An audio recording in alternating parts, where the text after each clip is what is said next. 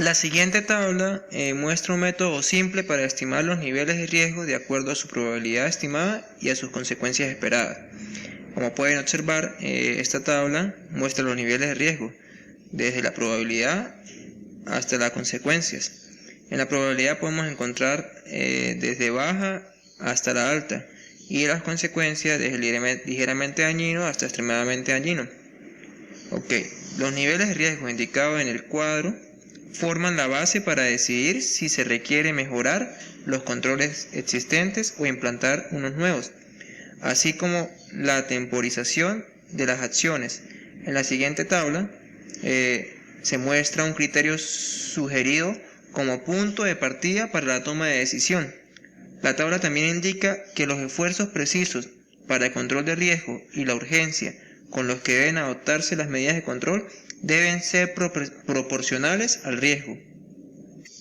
En la siguiente tabla se muestra un criterio sugerido como punto de partida para la formación de decisión.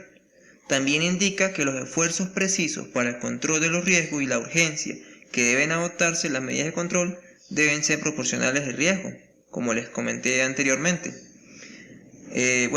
Vamos a observar la tabla. Como pueden observar, aparecen los riesgos desde trivial, tolerable, moderado, importante e intolerable.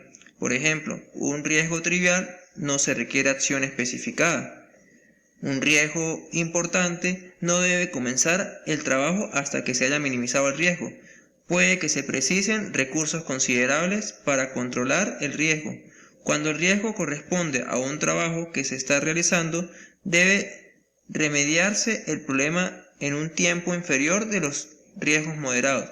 Un riesgo intolerable no debe comenzar ni continuar el trabajo hasta que se minimice el riesgo. Si no es posible minimizarlo, incluso con recursos limitados, debe prohibirse el trabajo.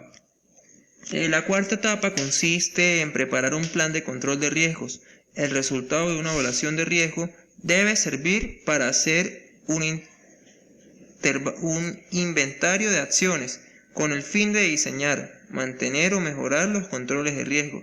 Es necesario contar con un buen procedimiento para planificar la implementación de las medidas de control que sean precisas después de la evaluación de riesgos.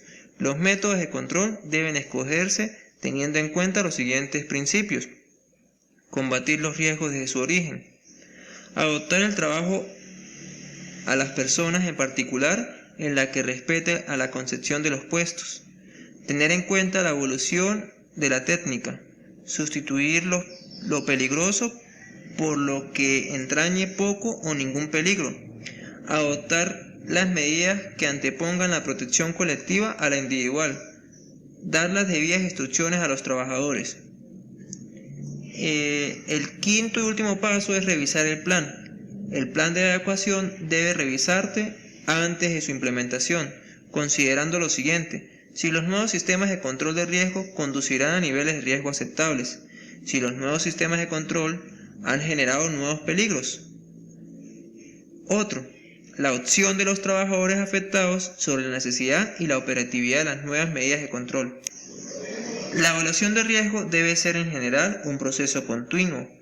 Por lo tanto, la adecuación de las medidas de control deben estar sujetas a una revisión continua y modificarse si es preciso. De igual forma, si cambian las condiciones de trabajo y con ello varían los peligros de los riesgos, habrá de revisarse la evaluación de los riesgos. Muchas gracias por su atención. Nos veremos pronto.